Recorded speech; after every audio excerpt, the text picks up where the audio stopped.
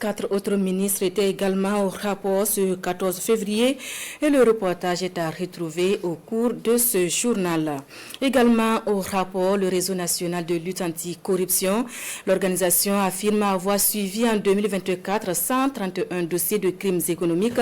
S'il se satisfait de sa contribution dans la lutte contre la gangrène de l'économie burkinabé, l'ampleur du phénomène l'inquiète. Le compte rendu de la conférence de presse organisée ce matin avec Urbain Benito Somé Tanga Kafando.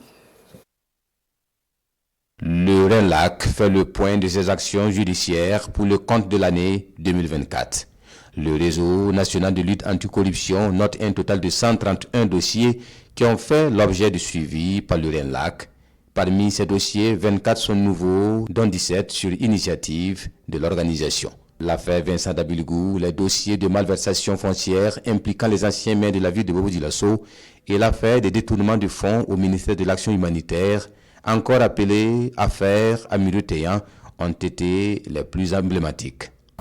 Tout en se réjouissant de l'issue de ce procès qui a permis en tant soit peu de faire la lumière sur ce dossier et de condamner les coupables, le RENLAC espère que la suite de l'instruction annoncée par le procureur du Faso près du TGI Ouara 1 le 10 janvier dernier permettra de toucher à toutes les ramifications de l'affaire.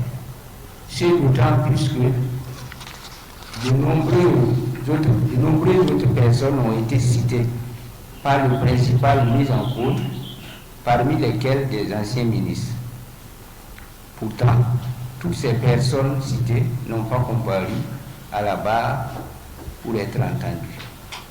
Pour nous, au-delà de la condamnation de M. Téyan et compagnie, le plus important est d'arriver à bien situer les responsabilités aux différents niveaux de la chaîne administrative. Le RENLAC se dit satisfait de sa contribution à la lutte contre l'impunité des crimes économiques au cours de l'année 2024 et entend renforcer son action afin d'apporter son concours à la réduction notable de la corruption au Burkina. Pour Sagado, Nakanabo et ses camarades, les leçons retenues de ces actions judiciaires doivent contribuer à instruire les citoyens et interpeller les pouvoirs publics sur la persistance du fléau dans tous les secteurs de la vie nationale.